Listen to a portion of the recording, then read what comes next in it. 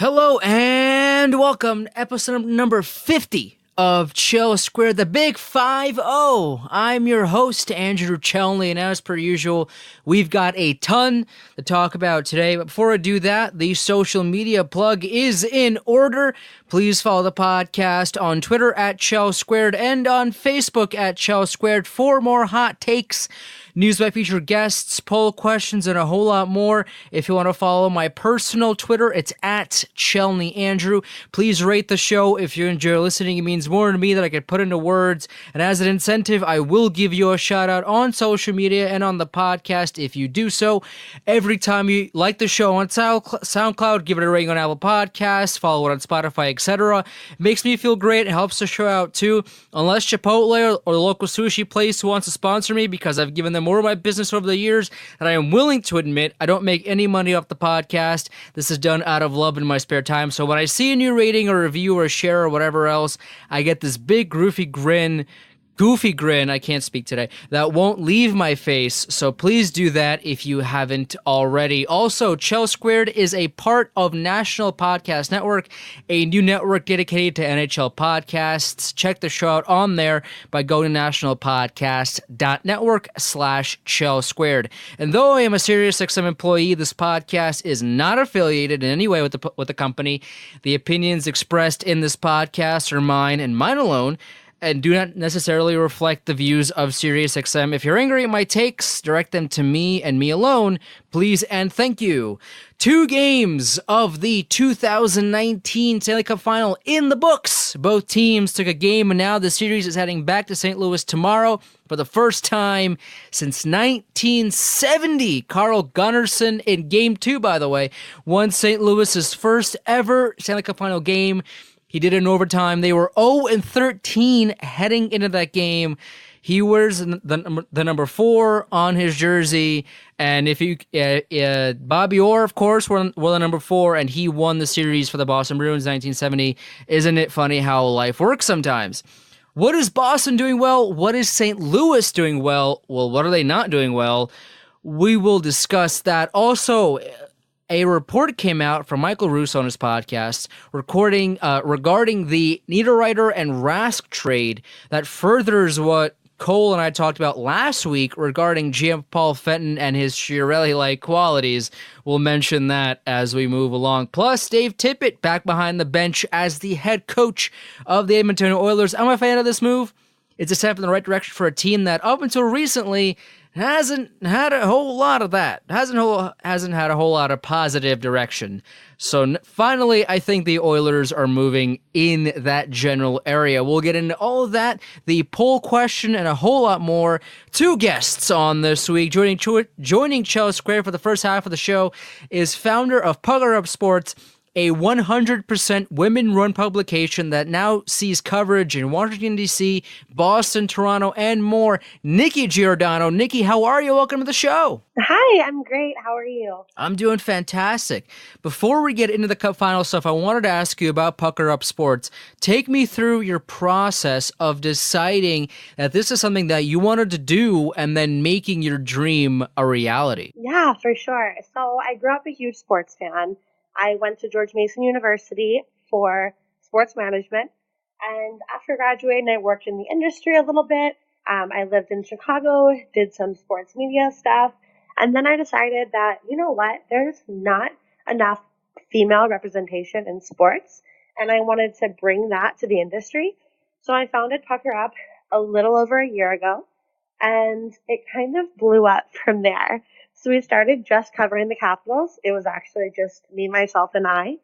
And then in November, I hired on Alexa Hilston to the team, and it grew from there. We expanded to Toronto and Boston this past spring. Boston was a soft launch, but obviously with as far as they've gone, that kind of blew up. So it's been really fun. This cup run has been really fun. And it's just been a really incredible experience to share my takes with so many incredible women in the industry. Take me through what you mean by you hiring someone. Is everyone doing it because out of love of the sport and love of the the media profession, or is this now a full-fledged company that you've built? Take me through that a little bit. Yeah, so it is a full-fledged company. We do have some employees that are paid. They're kind of paid on a per diem basis. Our graphic designer is paid in a percentage of how much we make for her t-shirts and things like that. And then we do have full-time interns. So they receive class credit. We are a for-profit company, and we have been making a profit over the last 6 months, which has been really incredible. Was not my initial goal, but it has been definitely a journey. So now I have about 12 girls on the PUCKerUp team, and we're all very close, and it's just been a really great ride. That's awesome. Well, congratulations to you. I mean, a year in the making, and a year went from an idea to now you're giving interns class credit. I mean, that is an enormous turnaround for such a short amount of time. And I don't know. I don't even know the first thing about doing anything like that. So I give you all the credit in the world. That is awesome.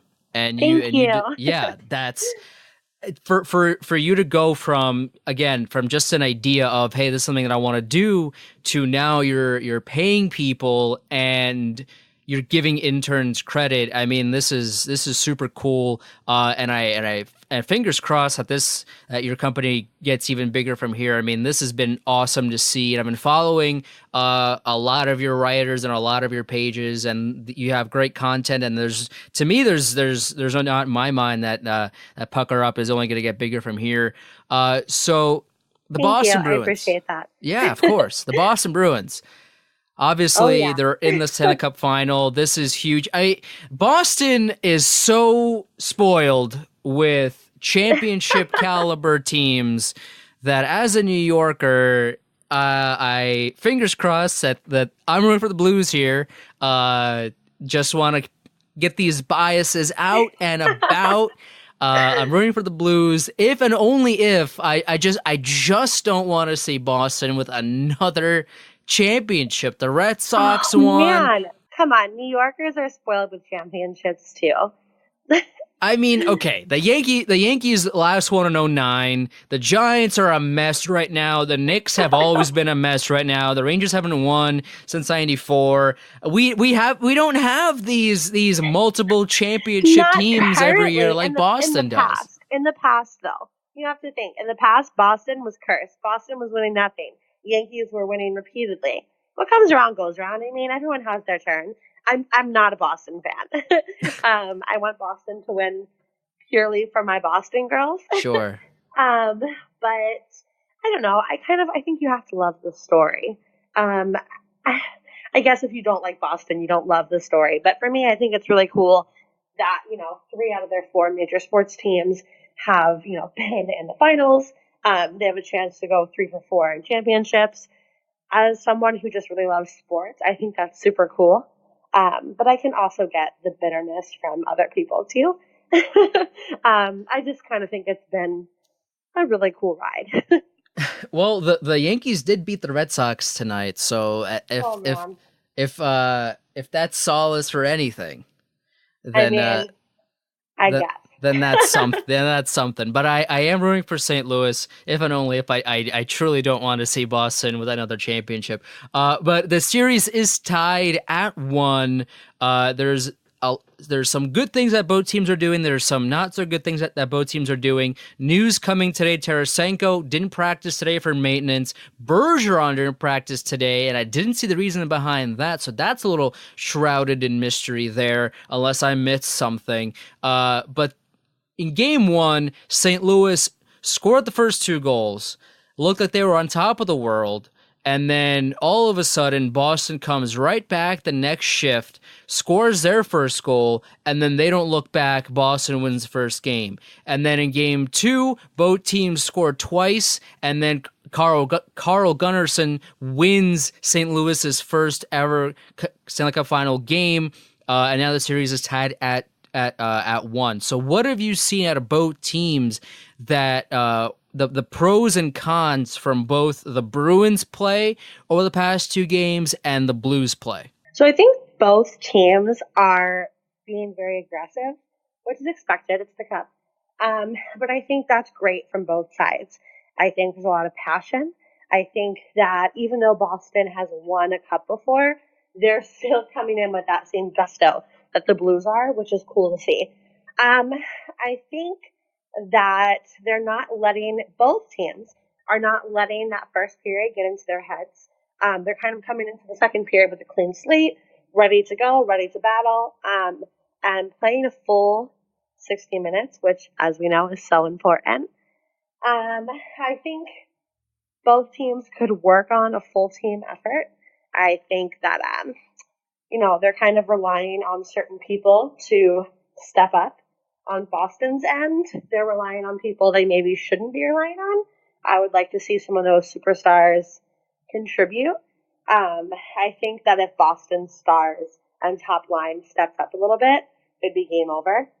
I really think that PUCKerUp has kept them in the playoffs.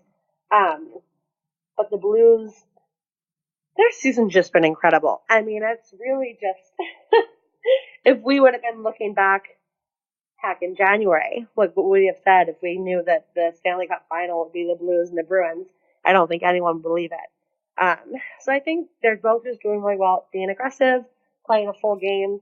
But I think they could both teams could utilize that full team effort. Jordan Binnington's been a great story for St. Louis, but one of the biggest problems that I've seen with this game over the past two contests here is his huge 5-hole. I mean, most of the goals that Boston has scored have been through his legs. Either his stick wasn't firmly on the ice, or he slid a little too much and he left that 5-hole open, or whatever it was. It seems to me like if Binnington could close that up, Boston is going to need to find a new hole. I need to find it quickly, and they haven't really found a different hole, but the holes that they have found have been pretty big, and Jordan knows that. Binnington, after the goals that he gave up, you can see him frustrated with himself. You can see, him kind of say to himself, hey, I should have this. This is not a good goal to give up. We saw that in game one, where he kind of gave up that very soft goal, glove side. He wasn't screened. He wasn't anything. He just kind of whiffed past his pass underneath his glove. He should have had that one. A couple of goals in game one and game two where it just kind of went by 5-hole, and he got angry at himself.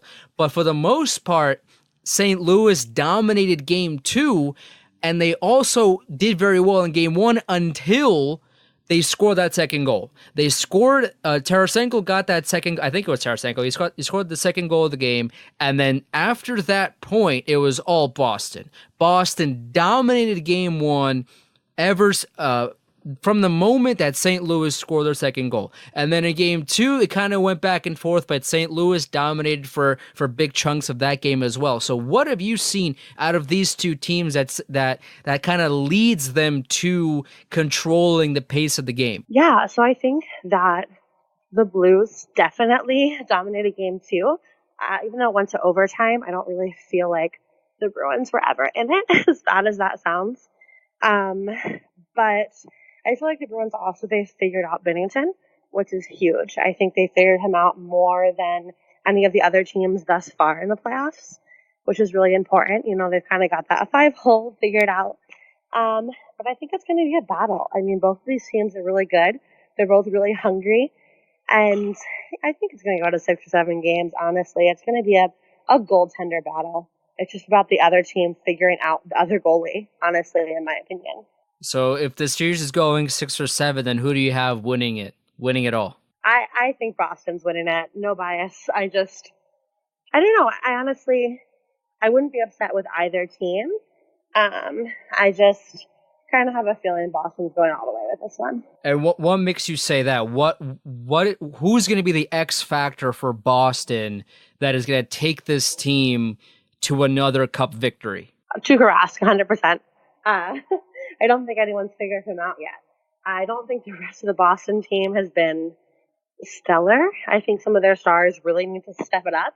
I think there's kind of been some, you know, people that are coming out of the woodwork that we didn't expect to be heroes. Nordstrom's had a really hell of a playoff series. But I think at the end of the day, it really comes down to Tuca. He's been a brick wall. And I think he's ready to kind of silence the haters, so to speak. Yeah, I really, truly believe this is just going to be a goalie battle. Fair enough. Well, in game 2, we saw Oscar Sundqvist hit Matt Grzelcyk along the boards. When I saw that in real time, I didn't think it was a dirty hit. It looked to me as if Sundqvist kind of clipped Grzelcyk's left shoulder and then by extension got a little bit of his head. So it was, to me, it was one, unintentional, and two, it was just a bad situation to be in for both players. They were going in at pretty high speeds into the boards, and one, it could have been three, I guess. It could have been much, much worse.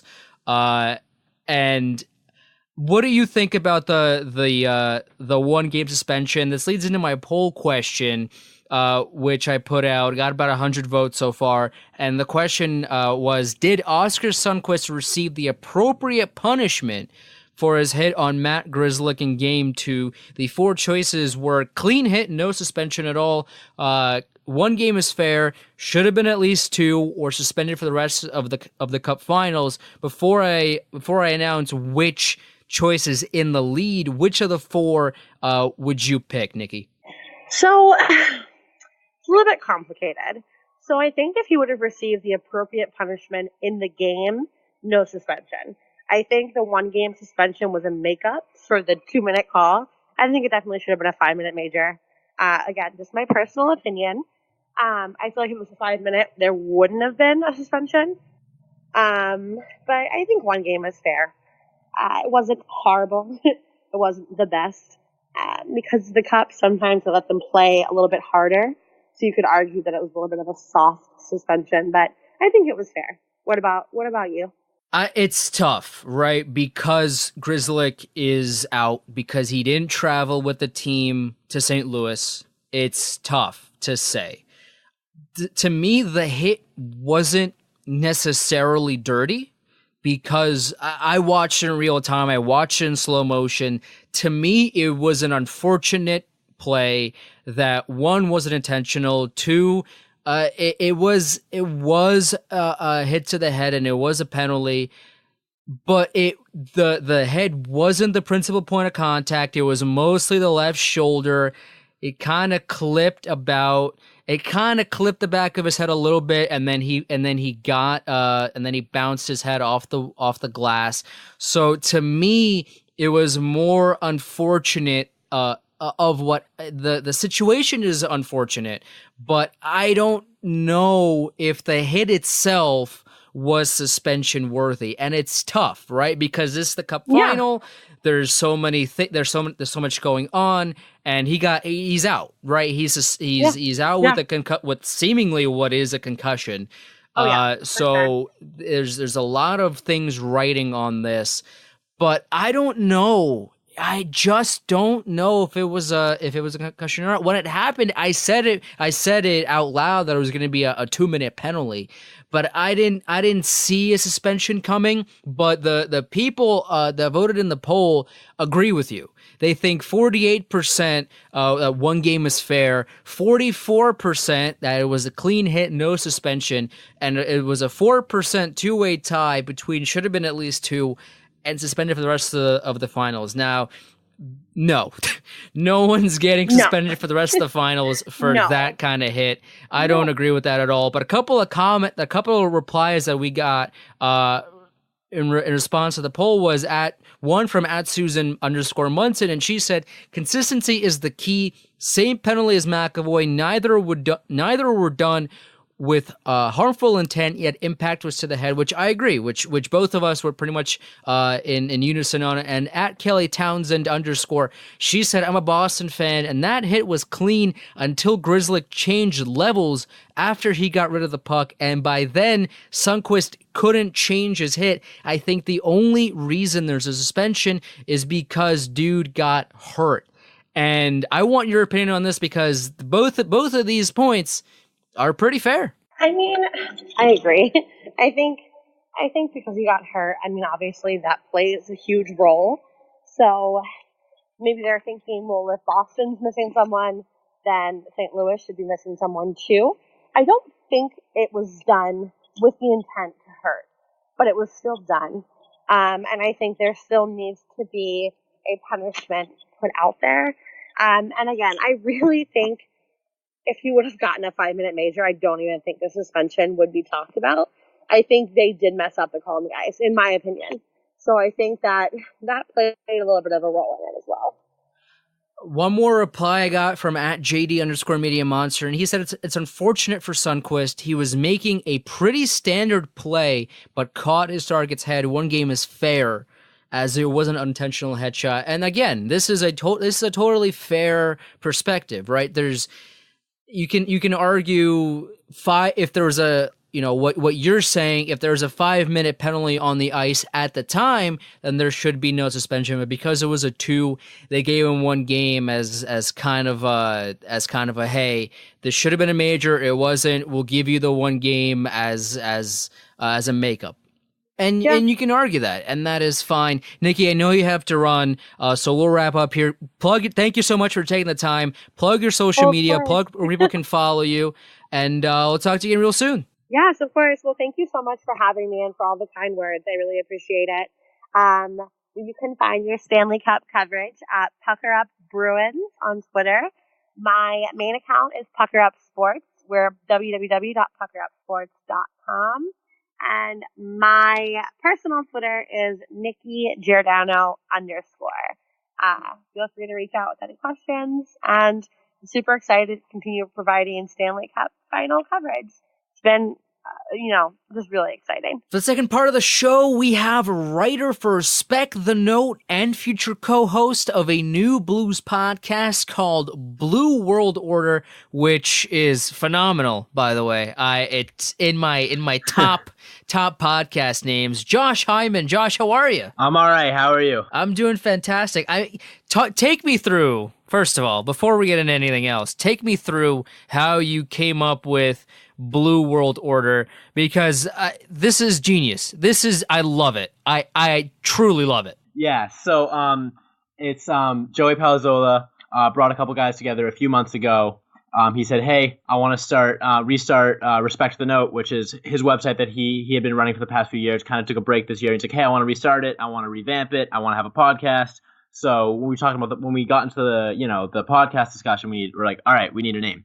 And we spent a good 3 days just tossing out names. And we were all like, I like it, but and when you think of something like that, the way we kind of looked at it was, when you hear the good one, you'll know. And Joey just goes, wait, how about Blue World Order? And then sent a gif of the Hulk Hogan, getting everyone hyped up. And we thought it was perfect. Right. We thought it was perfect because that's kind of the vibe we're going for, is more of a youth-oriented, more edgy kind of trying to barstool sort of vibe, and it was just perfect. As soon as we heard it, we knew it was what we needed to have. And Blue, St. Louis Blues, couldn't have worked out any better. So you're from Massachusetts. You were telling me before the show, your dad is a Bruins fan. You're a Blues fan.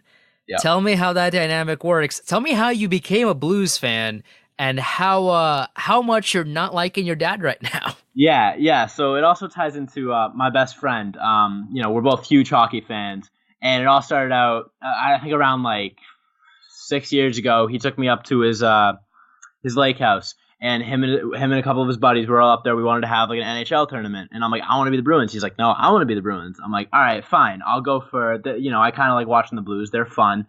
I like watching Vladimir Tarasenko play, so I'll start using the Blues. So I use them in NHL a lot, and I'm like, all right, I kind of like this. So I started watching them more and more, and I think that year they played Chicago in the playoffs. I'm like, all right, I'll tune into a few games, and St. Louis, Chicago. Anytime you watch that, it's gonna be good stuff. So I fell in love from there, and it's just been from there on out. They've been my number one.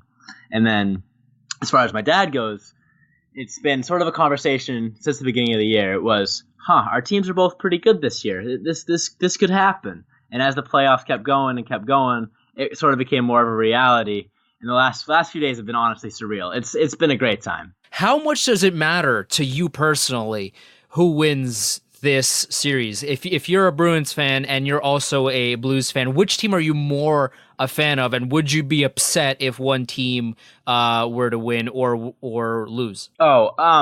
It's 100% Blues, 0% Bruins. Throughout the regular season, okay. I'm like, all right, yeah, no, it's not even close. It is. When I say it is hostile, it is hostile. It's from puck drop to the final buzzer, we aren't friends. It's been fun. It's my mom doesn't get it. She's like, everybody needs to calm down, but it almost feels like we're on the ice out there, just really getting at it, yelling, and honestly, it's made it better. It's made it better for sure. That's awesome. So take me through the first couple of games here. Game 1, I mentioned this in the first part of the episode. Blues go up 2-0. You have all the momentum, right? And then pretty much, I think it was the next shift, Bruins come right back. They score one of their own, and the game is over. They score 4 straight, and the Blues barely touch the puck for the remainder of the game. Yeah. And it was all Boston from there. And then in game 2, you have both teams trading goals. It was 2-2 after one. And then Carl Gunnarsson makes Blues history, and he leads this team to their first ever Stanley Cup Final game win. They were 0-13 heading into Wednesday's game. Of course, Carl, where's number 4? We all know the other number 4 that made history in another Bruins series 49 years ago that has a statue outside of TD Garden. So we all know about that. Yeah. And now he makes history for the Blues. Take me through what you saw from both teams, what each team did well and what each team did not so well in. Right. So game 1, I was honestly, as a Blues fan, I'm sure Blues fans can relate, I was fully expecting to give up the first goal.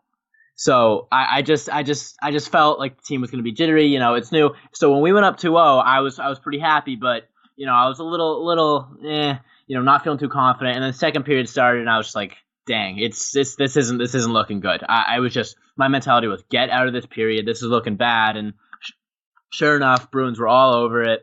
I think the biggest issue there was the Blues weren't playing their game.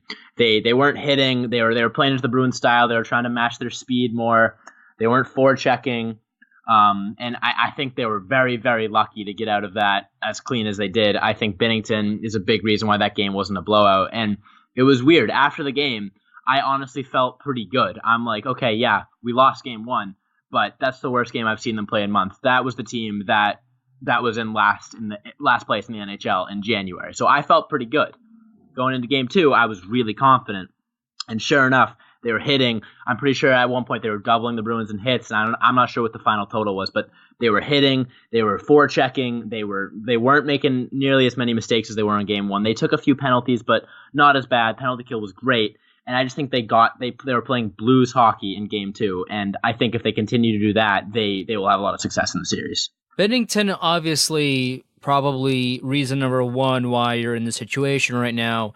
But there were a couple moments in the first couple of games that has raised some questions for me personally regarding his play, and that were the few goals that he gave up. One, I think it was the second goal in game 1 where the puck just kind of went under his glove. There was no deflection, there was no screen, there was nothing. He just kind of whiffed on it. And then there was a couple of other goals in games 1 and 2 where the puck just slid past his legs. There was no stick in the way, or if the stick was in between his legs, it wasn't firmly on the ice, and the puck just went through his 5-hole. There was a few goals most of the goals that he gave up actually were 5-hole, if I remember correctly. And that is a huge problem, at least in my mind, if you're the Blues, because the Bruins have figured it out. The Bruins have discovered, hey, if we just shoot 5-hole, a lot of the time that's gonna go in, because the I think it was the second goal in game 2. Binnington kind of overcommitted. He shuffled a little bit too much, and the puck went through his legs. And then that has seemed, to me at least, become a common occurrence where the Bruins are shooting 5-hole and looking to find a way to get the puck past Binnington. Have you seen the same thing? And does that concern you as a Blues fan? It absolutely does not concern me. And I mean, yeah, the goals didn't look too good, but not to take any credit away from Binnington, but I think why Binnington works is that his strengths play into the Blues' strengths so well. And the Blues' strengths are, hey, all of our defensemen are 6'4", and you can't get a clean shot off. Binnington is a very fundamentally sound goalie. He's positioned well. He's complete opposite of Jake Allen, who relies more on acrobatics and athletic. Jordan Binnington stays in position, makes the saves he needs to make, but a lot of the goals he gave up are just, I mean, if you look at the first goal from game 2, that's a wide open shot on the power play, no one out front. That's going to go in a lot of the time. Second goal, yeah, sure, he overcommitted, but Bruins player has about a good 3 seconds just out front of the net. Point blank, no contesting, no defenseman in the way. So, I mean, yeah, maybe he could have made the stops, but I think when the Blues get to their game, they get their big defenseman out front of the net. They don't let the Bruins get to that front of the net. I think it's really tough to beat Binnington, and I'm not worried, because after he gave up those two goals, he made some huge saves, especially late in the third. I believe on Bergeron in the close to the last minute, made a huge save right out front. I'm not worried about him. He's kept his poise. He's stayed confident. I think he can be a cup-winning goalie. I'm not suggesting he's not, but, and obviously, as I've said, he's one of the, if not the biggest reason why the Blues are in the Cup Final. But that is just one thing that I've noticed about the Bruins, that they have decided that, hey, his 5-hole is open for business, and they have, at least from what I've seen, they have targeted that area as the place to put shots on. They're not going, top cheese blocker side or glove side. They are pretty much, if they try to aim the shot well, if they have the time and space to do it, it seems to me as if they're going for that 5-hole, knowing that it's, if not his biggest, it's one of the weaker spots of his game, and he has been very solid. There's no argument for me here.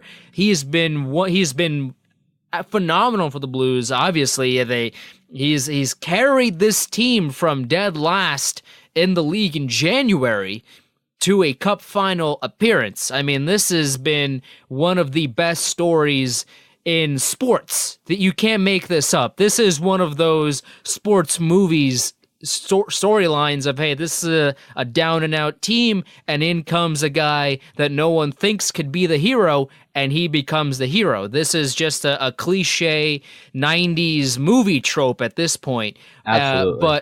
But 5-hole, definitely something that I will keep in mind as I watch Game 3 tomorrow, because I am positive that, or at least very confident that Boston is going to continue shooting there, because they've had success shooting there in games 1 and 2.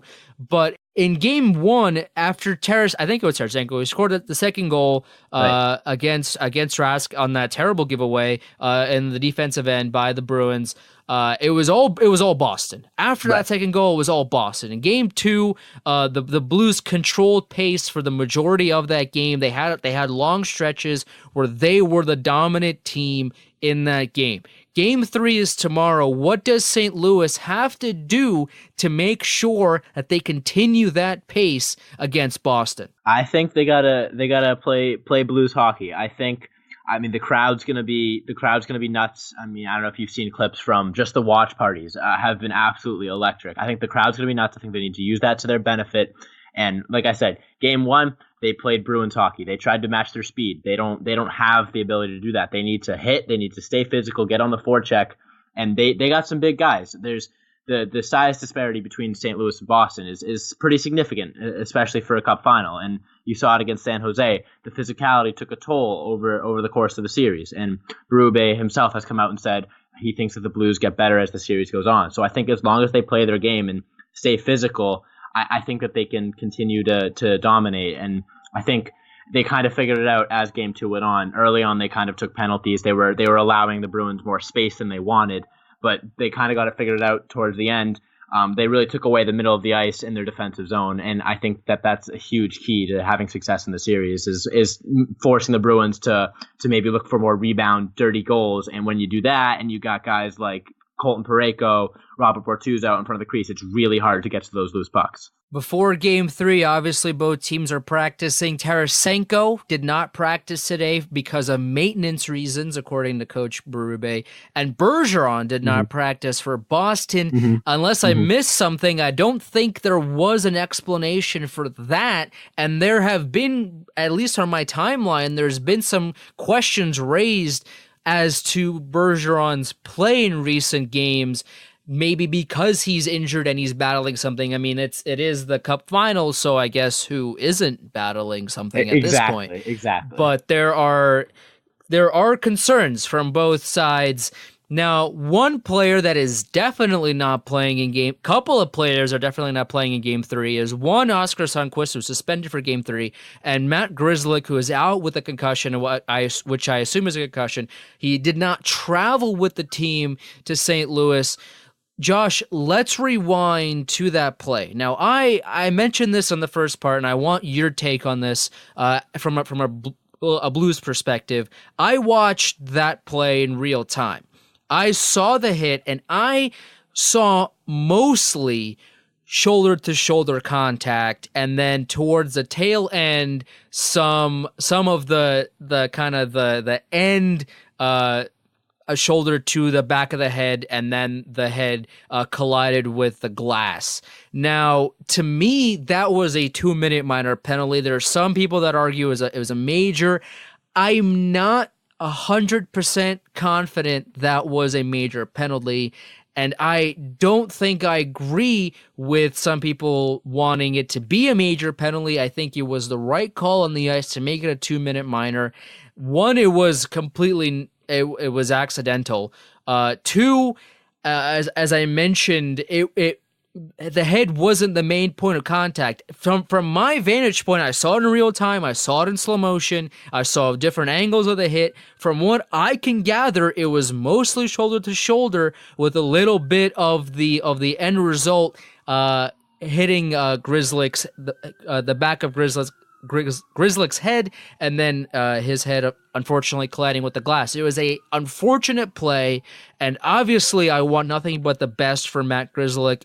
Health-wise, no one wants to see concussions ever. That's I would hope would be obvious, right? But from my vantage point, I don't think it was a bad hit. I don't think it was deserving of a major penalty, and I'm glad it wasn't.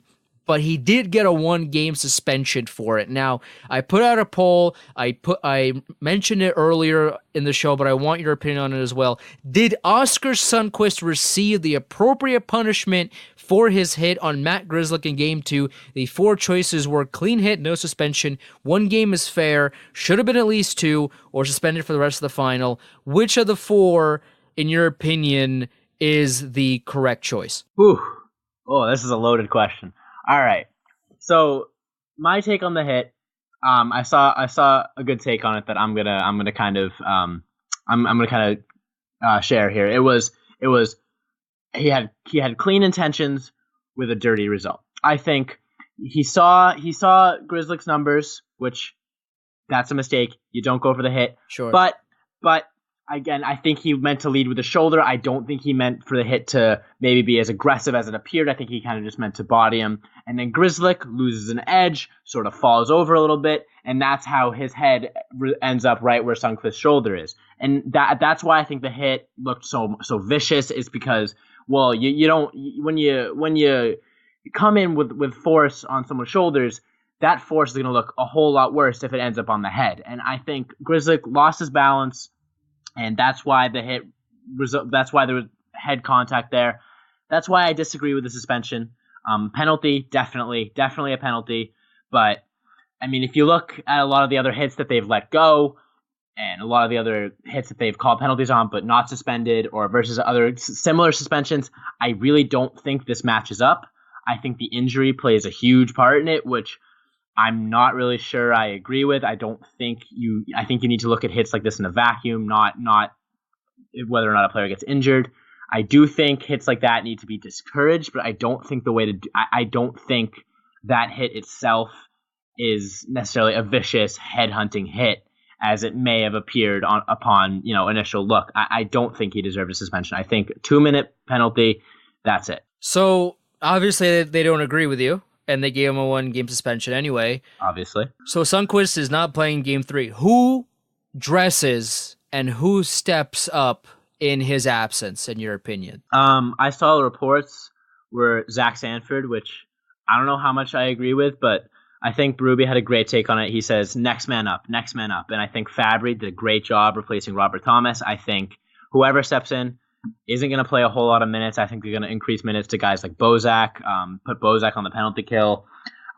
If they put Sanford in, I'm fine with that. I think he's played with the team most recently.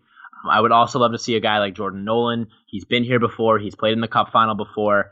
He's the type of player Sundqvist is. Another guy, Mackenzie McEachern, another rookie, but he's played great. I think whoever they put in knows that what they need to do. And I also think that if Craig Berube doesn't like what he sees, if Zach Sanford goes out there, doesn't look good, I think Zach Sanford plays maybe 5-6 minutes and they increase minutes to everybody else. I'm not really worried about who's coming in, more so just what we're going to miss with Sundqvist, the penalty killing, the forechecking, the defensive reliability.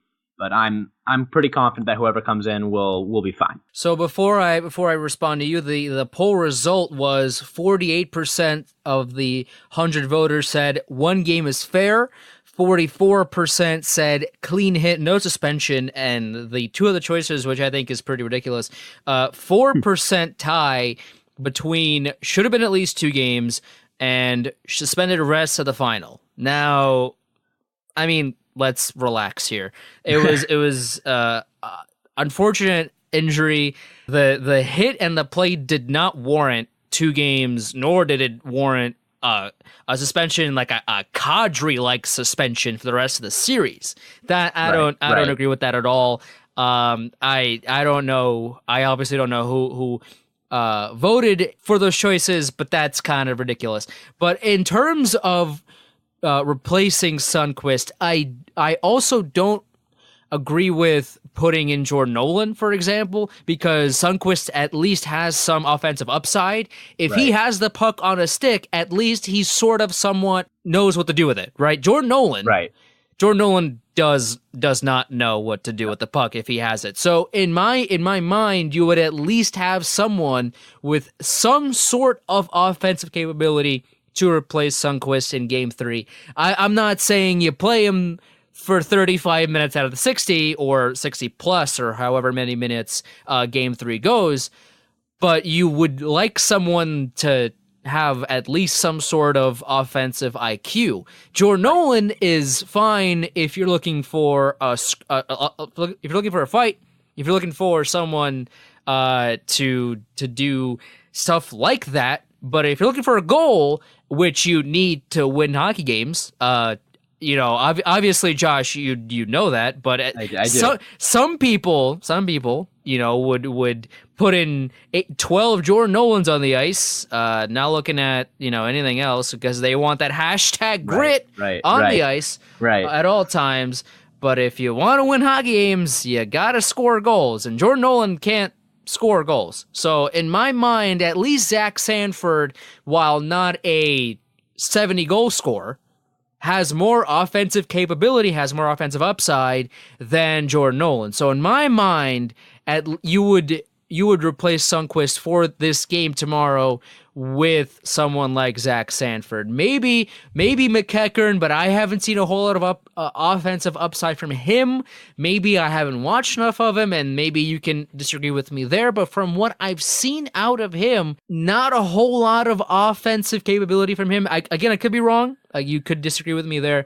But I would choose Zach Sanford out of the few names that you have listed. I would go with Zach Sanford personally. Right, and I think it depends on how Berube wants to utilize the player that they add in, because nobody is going to be a perfect Oscar Sundqvist replacement. I think if Berube wants to focus more on the offensive side, he goes to Zach Sanford, and again, that's looking like what he wants to do. And the reason why I don't have as much of a problem with that is because I think he will fit well on that fourth line. The fourth line has their style has been very aggressive forechecking. Big banging, gritty goals, not necessarily the more finesse goals you see from the top lines with guys like Tarasenko. So I think Sundqvist provided a really valuable piece to that line in the sense that he's big, he can forecheck, he's smart with the puck. And I think if they're looking to replace his offense more, they would go to Zach Sanford, which, again, as you pointed out, he knows what to do when he gets the puck, which is why I think if Berube puts him out there, sheltered minutes, doesn't put him out there against the top lines because, again, Blues, home ice, they get the line matchups they want. So I think Sanford, in my eyes, is the correct choice because I don't think if you replace Sundqvist with Nolan, you go from Sundqvist offense to zero offense. At least with Zach Sanford, you get at least some of that offensive output back. Yeah, and I pretty much agree with what you're saying. I mean, this is not rocket science. Obviously, Zach Sanford or whoever you put in isn't going to play top minutes, is not going to play in the power play, is not going to play against Bergeron and Marchand and those guys. You're going to need someone that's going to step in and play, maybe 9, 10, 11 minutes, and at least, if nothing else, to not be a detriment to the team. If you're not going to score, if you're not going to be offensively minded, at least play so that you neutralize the other team and not be a detriment to your own team in this situation. Because Jordan Nolan or a player like Jordan Nolan, again, I don't have a vendetta against Jordan Nolan, but he might be a great person. I don't know. I've never met the guy, but in terms of his style of play, Jordan Nolan could go out and he could give you a couple interference calls. He by trying to rile up his team, he could try to, he might have a sucker punch in there or one of these types of plays that gives Boston a power play. And then for how bad they've been on the power play all playoffs, they have a couple of power play goals against the Blues in this series, and you don't want to give your opponent power play opportunities in the final. I mean, you don't want to give them to them ever, but especially in the Stanley Cup Final. I feel like, again, this shouldn't be breaking news to anybody, but reiterating to make sure here, you don't want to give the other team opportunities to score goals. And if you're Craig Berube, I would err on the side of caution here and play Zach Sanford over someone that might be a detriment to your hockey team. Yeah, I agree with you there. I agree. I think Nolan's more of the locker room presence guy, the gritty veteran. But I agree. I think if Berube puts out Jordan Nolan, he takes a dumb penalty. Bruins capitalize and score. That looks pretty bad. Versus a guy like Zach Sanford, who you can play only a couple minutes and then yank him if he's not looking too good. Maybe he generates you some offense. But as far as defensive liability goes, you don't really have to worry about him as much as a guy like Jordan Nolan. So the Blues, looking ahead here for a second, they have almost $19 million in cap space, according to Cap Friendly, the greatest website on the face of the earth. And they don't have a whole lot of big contracts to sign. They do have to give Binnington a new contract. He's an RFA. Edmondson needs a new contract. He's an RFA. Carl Gunnarsson, the overtime hero in Game 2, is going to be a UFA. Patrick Maroon going to be a UFA. Barbashev, Fabry.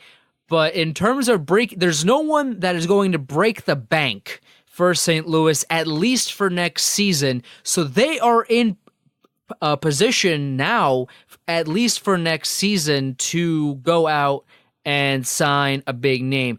Is that something that interests you as a Blues fan? Because you've seen, I would assume, a better team, because in the past you've been top of the standings for the majority of the year in the regular season, only to fizzle out in rounds 1 or round 2. But now, after sniffing the bottom of the barrel in January and now being the Cup final, this is a much different situation for the St. Louis Blues. Would you then want a big name, or would you want someone that might not be the biggest TSN, billboard name, and find someone like Marcus Johansson, who's going to be a UFA at the end of the year, or someone like him? Would you want that as a better fit instead? What are you looking for in terms of finding someone to kind of fill out? Because you have a lot of cap space, and you probably want something to do with that cap space.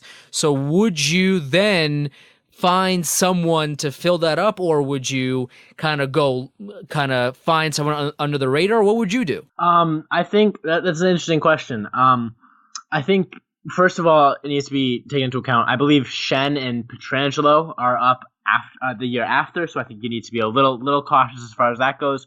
But at the same time, this team's in the Cup final for a reason. I think that the roster they have right now is really, really solid. I don't think you need to go out and make a big splash, especially with, I don't trust a whole lot of the names that are going to be hitting free agency. Erik Karlsson, he's, who knows what percentage he's been playing at for the past however many years since that ankle surgery. Matt Duchene, possible locker room issues, you don't know.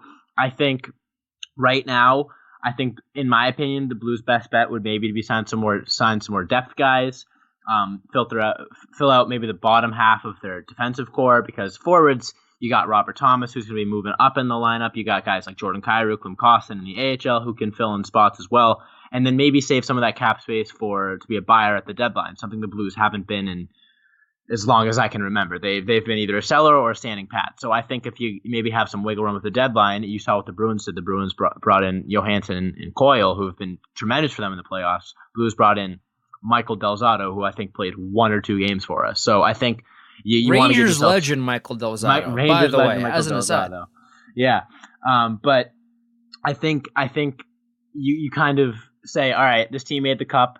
Regardless of what happens for the rest of the series, I think you wait. I think you have faith in the team that they can get back to this point. If at the deadline you say, all right, we're lacking this, we're lacking that, there will be sellers. There always are. Doug Armstrong, we know, is not afraid to go out there and make big moves. We've seen some of the trades he's made. I think you give yourself some wiggle room at the deadline, something that they haven't really had in years past. They've never really been that Cup contender up until this year, but they had literally $0 in cap space at the deadline, so they couldn't do anything besides Del Zotto. So I don't think that they're going to look for anyone huge unless there's maybe something perfect. Like I've seen Duchene not linked to the Blues, but people are saying he would be a good fit here. I don't know what's in Doug Armstrong's head, but I think I'm fine with the roster now. Obviously, it's at least the second best team in the NHL.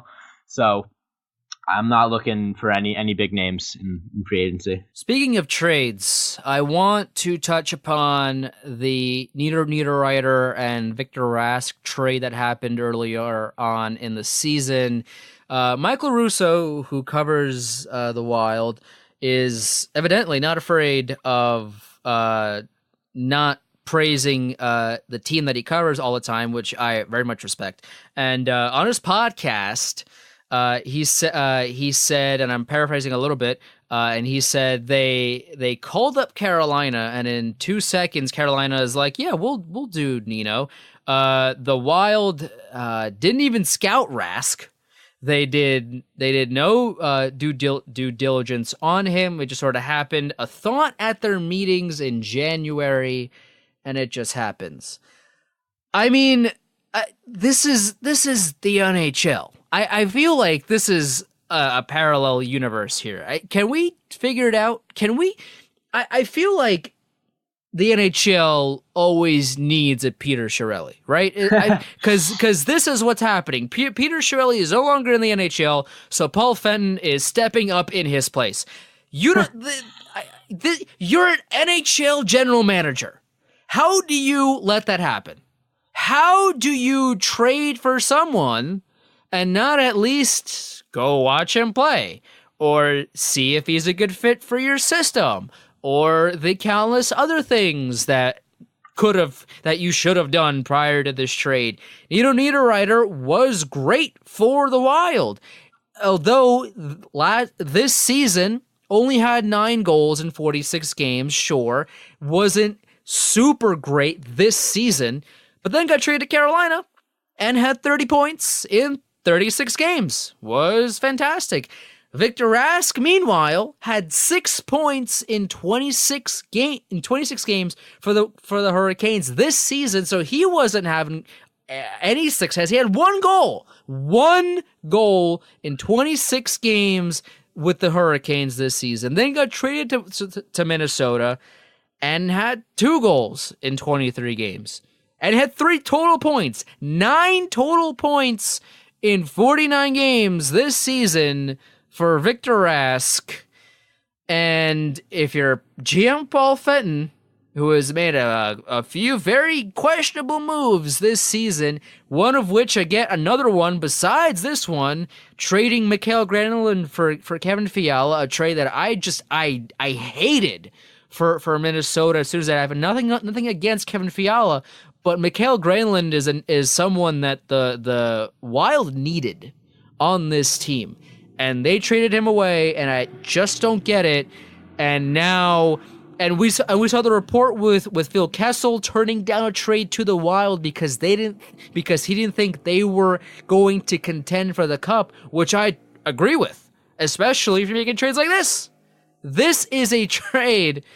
This Niederreiter for Rask trade didn't make sense when it was announced, but it makes sense now that Russo is mentioning on his podcast that there was no sort of preparation, no sort of examination done before this deal. That makes total sense if you're Paul Fenton, because it makes you look real bad. It makes you look Peter Chiarelli like. Yeah. The first thing that made me think of was, I wonder how often that happens that we just don't hear about, because obviously nobody on Minnesota side wanted that to get out. I just think that maybe this is the one time where it really blew up in your face, and Michael Russo was like, yeah, hey, also, this is why that happened. But at the same time, I think Minnesota and Paul Fenton runs the Wild a lot like I play my NHL GMs, where they don't really look for a complete structure, and playing the Wild, you kind of saw that they don't have a real team identity. They kind of have a different identity line to line. They don't really know, are they a speed team, are they a big team, and their defensive end, it was a mess this year. I just think they looked at these players very surface level. Victor Rask, oh, he's young, he's got upside, he's a flashy name. And versus a guy like Niederreiter, he's been on our team a few years. We've kind of stunk. Maybe let's change things around. Let's get a fresh start. But I just think it goes to show that you can't really just see, okay, this player has looked like this on this team, and then he'll look like that on our team. And the Wild style of play, air quotes, because whatever they try to do isn't consistent. Right. Compared to Carolina style of play is completely different. And I just think Victor Rask, he wasn't performing. Yeah, he's shown upside, but Minnesota is not the place for him. And I think the exact opposite for a guy like Niederreiter. I think he showed his potential, and he showed what he can do in Carolina. And I think, yeah, he wasn't performing well, but it just makes me question, did they do the due diligence on Niederreiter either? Because it's pretty hard to get a production, or to get the poor production on the Wild out of a guy that now has the capability to score at an almost point per game pace on another team. That means that they were doing something terribly wrong with him. Whether it was just telling him to do the wrong things, playing him in the wrong style. It just makes me think that they really have, and it might sound harsh, no idea what they're doing in Minnesota. And I feel bad because they got those huge Parise and Sutter contracts that basically say, yeah, good luck trying to do anything with this team that's any drastic changes. I think that they're in a rough place for the next few years unless they make a drastic change and get things figured out. I don't think that's rough at all to say. I said this months ago on the show when Minnesota was within striking distance of a playoff spot that they should have fired Boudreau and hired Coach Q when they had the opportunity. Because back then, the notion was that Coach Quenneville wanted to at least stay somewhat in the same region where he was in Illinois at the time. Minnesota, not super close to Chicago, but hey, it's closer than Florida is, right? So to my idea was, hey, the Wild have a decent core. Bring in someone that can figure this core out and they can make a playoff run. Right now, Coach Q is a UFA. Boudreau has clearly overstayed his welcome, and that could be a match made in heaven. Now that didn't work out, and now not only is Boudreau still there, this team is worse than they were, and there's no direction of anything with this team right now. Paul Fenton is just trying trades and seeing what he's throwing things at the wall and seeing what sticks right now. It's not a good look for Paul Fenton. It's not a good look for Bruce Boudreau. It's not a good look for the entire Minnesota Wild organization. But one team that has made the coaching switch recently is the Edmonton Oilers, right? They switched out their GM. They put Kenny Holland in charge, and now they bring in Dave Tippett, a name that I respect. I think that he did a great job in Arizona. He took them to the Western Conference Finals in 2011, 2012, I think it was, and they got knocked out by the eventual Cup-winning champion, Stanley Cup champion, the LA Kings. And I think he left Arizona on not great terms, but I think he did a great job for what he had on those teams at the time. And now he has McDavid. And I think that now with Kenny Holland, now with a general manager that actually has a clue, unlike Peter Chiarelli, that I guess Paul Fenton has tried to replicate, now they have Kenny Holland. Now they have Dave Tippett. Now they have names. They have qualified people running the team. Go figure. Now I think Edmonton is heading towards a functional organization, because prior to that they were the Oilers, and now they are finally, at least as of right now, doing smart things that are going to benefit the team. I know this is a shocker to some people, but in order to be successful, you have to make the right decisions. And Edmonton didn't do that for a lot of times for the past decade. And now they seemingly have. And that is surprising. To me, it's surprising, probably surprising to you, probably surprising to a lot of people. But now the Edmonton Oilers are maybe finally looking up for once. Yeah, I mean, I certainly hope so. I feel terribly for McDavid. I think he's the best player in the world, and I think it's a shame that we've seen him play as little in the playoffs as we have. And I think it's a shame we've seen him play with the wingers that he's played with. I think Tippett's got a big job ahead of him. I think he's got a lot of stuff to work out, but I'm really hopeful that this will start bringing them in the right direction. And when you got a guy like Connor McDavid, it's not hard to turn your team in the right direction. They made the playoffs with him, with arguably a worse team than they've had the past few years, just because of his pure dominance. And I think, he's in kind of a hole as a result of Chiarelli's moves. I think it's going to be not easy, but I think as easy as it could be as where he is because of a guy like Connor McDavid. I think you just say, okay, what do I do to build this team around Connor McDavid? And it's funny you mentioned it. A few days ago I talked to a guy, Robbie Fatorik, who lives in the hometown of some of my family. So I talked to him. He coached Connor McDavid in junior, And he said, I tried to do exactly what Peter Chiarelli did. In McDavid's first game in junior, I put a big enforcer guy next to him to protect him. And he could not keep up. McDavid could not play with him. And he said it's exactly what they tried to do with Lucic. They tried to get this big guy who, he got some offensive ability, but he's big. He'll protect McDavid. Not anymore. Which was unfortunate, but it was never going to work out because the game evolved. Lucic got left behind, too slow, and I think McDavid's, as scary as it sounds, hasn't even gotten close to his full potential as far as line mates go, and I think it's going to be really scary to see what he can do if he gets maybe someone who can pot 40 goals a year next to him.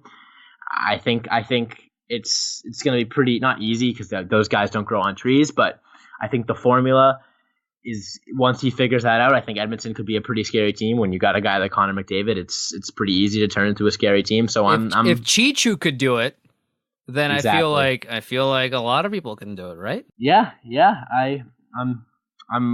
My hopes are up for them. I truly wish the best for them. I think it's a shame that McDavid's career has been wasting away so far in a place like that. He showed a lot of frustration near the end of the year, and I don't blame him, but they locked him up for this huge contract, biggest in the NHL, and he's still young.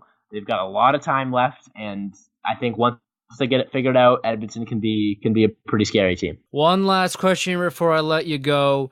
Game 3 tomorrow night, 8 p.m. For some reason, not on NBC. It's on NBCSN. I don't know why. This is Saturday Night Live. That's why. Oh yeah, that's true. It is. That happened. Yeah. I remember it was. I don't know when it was, but the XFL ran long, and people at Saturday Night Live were very unhappy that they had to delay their start time. So NBCSN it is. Fair, but like that start the game earlier. If it's just you don't have to. It's Saturday. Started at 6. Started at 6:30. I don't know. Whatever you want to start it, but this is the Cup Final here. This is not preseason. This is not Game 47 of the regular season. This is the Stanley Cup Final, and to not have it on primetime television, not good for the sport of hockey. That's not good. Yeah, and the ratings have been doing surprisingly well. I don't think the league expected, especially with the city of St. Louis, the ratings have been outstanding. And I think one thing that's tough for them is you got the Raptors in the NBA Finals. You got a lot of maybe Canadian fans more interested in that than in hockey. But I think the league almost went into it was like, man, St. Louis, not a big market team, so they're not going to draw in the ratings that we want. But I mean, look at what the ratings have been, really, really good so far. And I think that they're going to regret not putting this on NBC. But I'll watch it all the same. Well, of course we will. I mean, this is no, obviously we're gonna watch it, but this is not a good way to promote the game of hockey. To not have it, to not have to not have a Stanley Cup Final game on primetime television.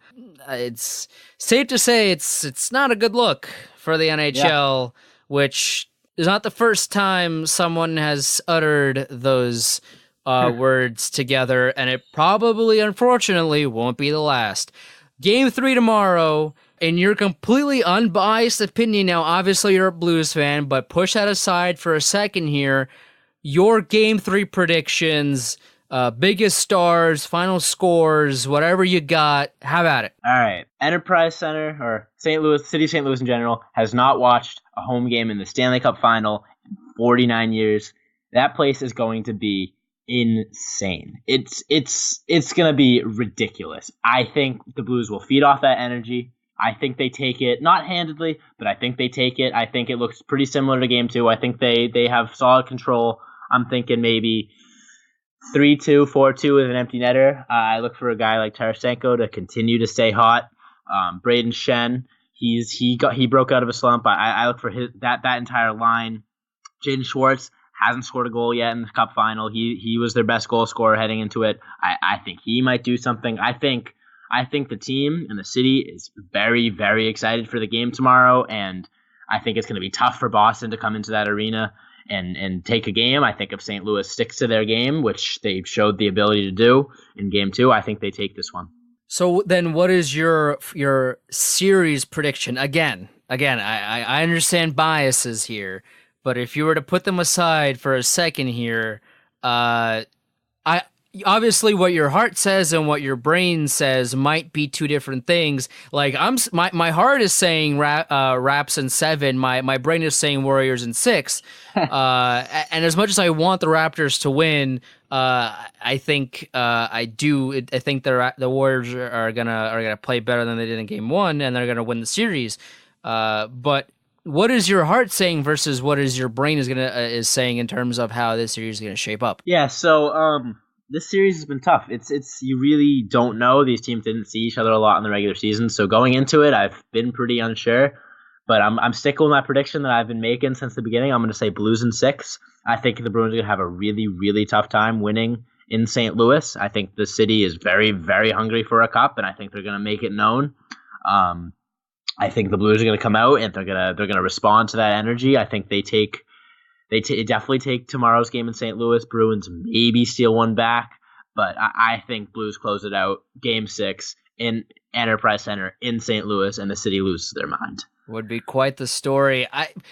Last week I did not give a prediction because I wanted to see how Game 1 was going to be played out. And after seeing both the couple of games that have been played so far, I mean, my heart is saying Blues in 7. My brain is saying Bruins in 7. I don't know, but I do think either way this series is gonna go 7 games. Oh God, I really hope not. My girlfriend so I go to University of Maryland. She's flying up from Washington D.C. 2 days before a potential Game 7. I don't. It's not something I'd even want to envision having her there. My dad, my best friend. I don't know. I mean, it would be fun. But I can't even imagine. Game 1, we were yelling and screaming at each other. Game 2, my heart rate reached 160. I think Game 7 might kill me. Full honesty. Yeah, Game 7 of the Cup Final. If it didn't kill you, then are you a true hockey fan? I mean, exactly. I was watching the overtime. I have no horse in this race. I was panicking out of my mind, trying to figure out what was happening on the ice. And I'm not a Blues fan or a Bruins fan. I'm just watching hockey. And even then, my heart's going 80,000 miles a second, trying to collect my thoughts as I'm watching overtime hockey. I mean, you can't get any better than this. And I wish you the best of luck here for the Blues. I'm rooting for St. Louis, if and only if. I don't want to see Boston win another championship. I said this in the first part of the show. The Red Sox won, even though they lost to the Yankees tonight, which I'm happy for. Yankees won 4-1 against the Red Sox, so take that. You had the Patriots win.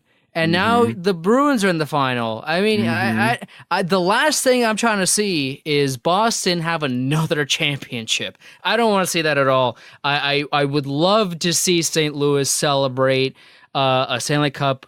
I would love to see it. I'm sure you would love to see it. Oh yeah. The city of St. Louis, the state of Missouri would love to see it, and I'm sure most of America would love to see it. Yeah, it's a movie that I've played in my head many times over the past few days, just thinking as that final buzzer counts down.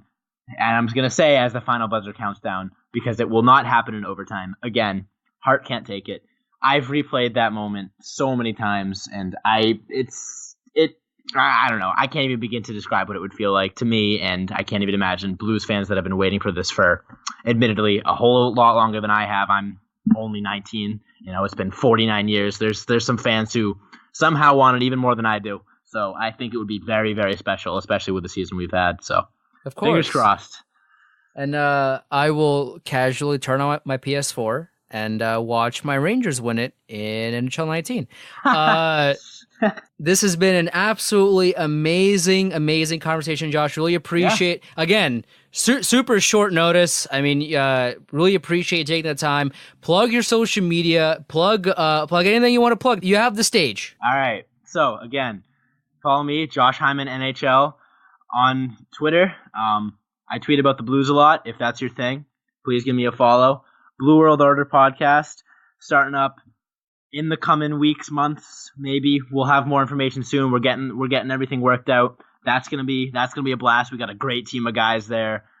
It's gonna be a lot of fun. So keep an eye out for that. And let's go Blues. All right. And this has been episode number 50 of Chel Squared. Number 50, we love round numbers here. Round numbers are great. Episode number 51 coming up next week. We're very near number 52, which is the 1-year anniversary of Chel Squared. So very much looking forward to that. Number 51, though, coming up next week. I'll talk to you then.